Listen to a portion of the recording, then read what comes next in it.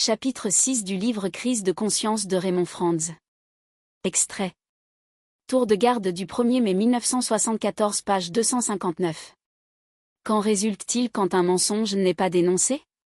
Le silence ne le fait-il pas passer plus facilement pour une vérité? Mon commentaire. Mais se rendent-ils compte de ce qu'ils écrivent? Apparemment non. Relisez attentivement cet extrait de la TG de 74 que je viens de vous citer et ça se passe de commentaires. Retour aux extraits. L'information vint du Mexique. Aussi stupéfiante qu'était l'information en elle-même, ce qui m'a paru beaucoup plus inquiétant c'était le contraste violent qu'elle révélait entre la position de l'organisation adoptée dans ce pays et celle adoptée dans un autre pays, le Malawi. Au début de 1964, les témoins de Jéhovah du Malawi commencèrent à être les victimes de persécutions rarement égalées. Il était constitué par le refus des témoins d'acheter la carte du parti des autorités politiques en place. Il fut expliqué aux témoins de Jéhovah s'informant auprès du bureau de la filiale de la société, que l'achat d'une telle carte de parti serait une violation de leur neutralité chrétienne. Mais l'acquisition d'une carte de parti était-elle aussi clairement un acte d'adoration? Comment les chrétiens du 1er siècle auraient-ils regardé cela à la lumière de l'exhortation de l'apôtre? Rendez à tous ce qui leur est dû, à qui réclame l'impôt, l'impôt, à qui réclame le tribut, à qui réclame la crainte. Ce que je trouve stupéfiant, c'est qu'au moment même où étaient faites ces déclarations vigoureuses et inflexibles, ceux qui les faisaient étaient conscients de la situation qui prévalait au Mexique, sur la carte d'identité du service militaire. Mon commentaire. Et que décida le Saint-Collège central pour des faits similaires du Malawi au Mexique? Retour aux extraits pour la réponse. Si la conscience de certains frères leur permet d'accepter de tels arrangements pour conserver leur liberté, nous n'y voyons aucune objection. Si cette façon d'agir leur suscitait des problèmes quels qu'ils soient, ces frères auraient à assumer eux-mêmes de tels problèmes, nous ne pourrions leur apporter aucune aide. Retour aux commentaires de Raymond.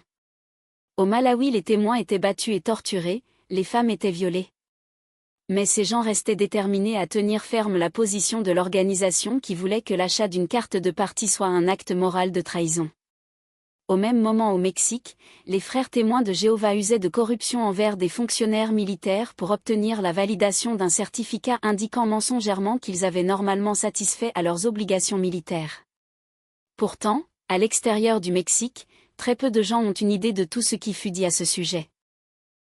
Probablement personne parmi les témoins du Malawi n'est au courant.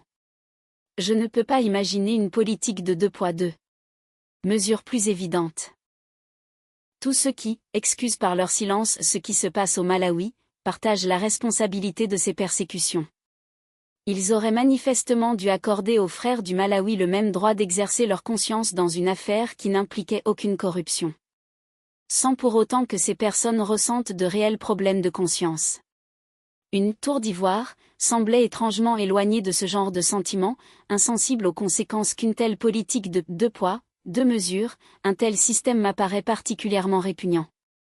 À cause de l'existence de ces lois, que les témoins de Jéhovah du Mexique se présenteraient non pas comme une organisation religieuse, mais comme une organisation culturelle. Ainsi, pendant des dizaines d'années, les témoins de Jéhovah du Mexique ne dirent pas qu'ils étaient une organisation religieuse. Ce double langage. Mon commentaire. Mais pourquoi donc ce souci extrême de bienveillance pour le Mexique? Retour aux extraits pour la réponse. En abandonnant la prière et le chant des cantiques dans les congrégations ainsi que l'utilisation de la Bible dans l'activité de prédication, l'organisation pouvait garder le contrôle des biens de la société au Mexique. Mon commentaire. Horrible, n'est-ce pas? Est-ce que chacun se rend compte quand même que le Saint-Collège central s'est rendu coupable d'une dette de sang en autorisant la persécution au Malawi alors que par leur décision, il l'a évité au Mexique? Retour aux extraits pour la conclusion qui s'impose.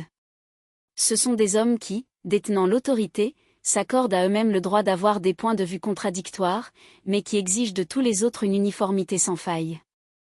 Finalement, cela m'a simplement convaincu que la loyauté envers une organisation peut conduire les gens jusqu'à d'invraisemblables conclusions, qu'elle peut leur permettre de rationaliser et de justifier les pires des iniquités.